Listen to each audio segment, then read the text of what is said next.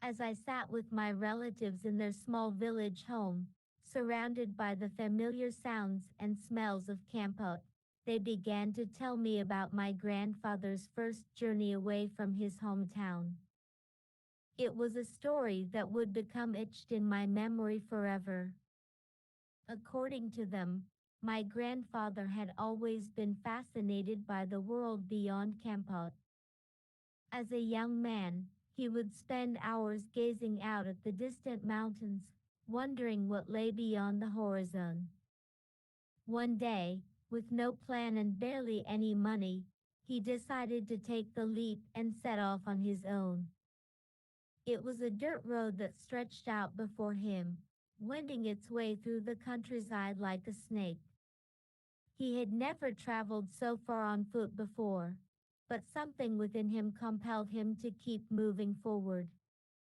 With a small backpack slung over his shoulder, containing only a few essentials, he set off into the unknown. As he walked, the landscape around him changed from lush green rice fields to dry scrubland, and back again. The sun beat down upon his head, relentless in its intensity, but my grandfather pressed on, driven by an insatiable curiosity. He had no map, no guide, and no clear destination in mind, only a sense of adventure and a desire for something new. Days passed, and the road began to wind upwards, leading him into the mountains. The air grew cooler, and the sound of rushing water grew louder. My grandfather followed the path, his senses heightened as he took in the sights and sounds around him. He had never felt so alive, so connected to nature and its rhythms. As night began to fall, my grandfather stumbled upon a small village nestled among the trees. Smoke drifted lazily from the rooftops, carrying the scent of cooking fires and fresh bread. He followed the smell to a small cottage on the edge of the village, where he was greeted by an elderly couple who welcomed him into their home. For days, my grandfather rested in the village, sharing stories with his new friends about Campo and its people.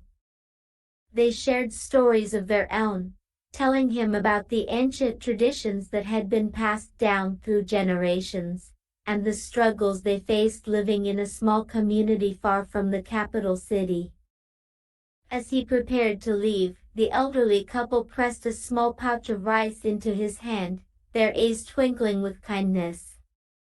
"You are welcome to stay longer," they said, "but we know you have a long journey ahead of you." My grandfather nodded, feeling a sense of gratitude wash over him. He continued on his way, the pouch of rice weighing lightly in his backpack.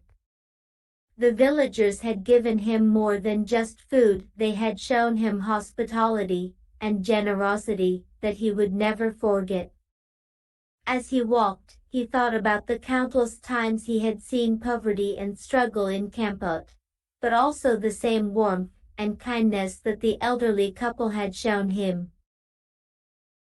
The road wound on, taking my grandfather through valleys and over hills.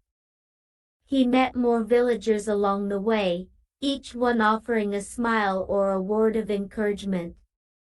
One group of children even chased after him, laughing and playing, their bare feet pattering against the dirt path.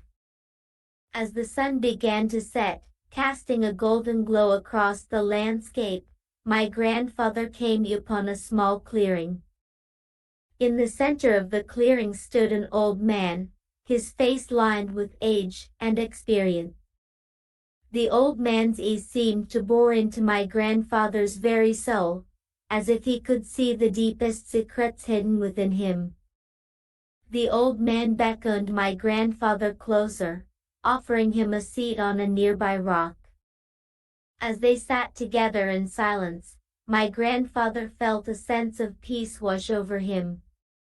He realized that this was what he had been searching for all along, not just adventure and new experiences, but connection with the people and places around him.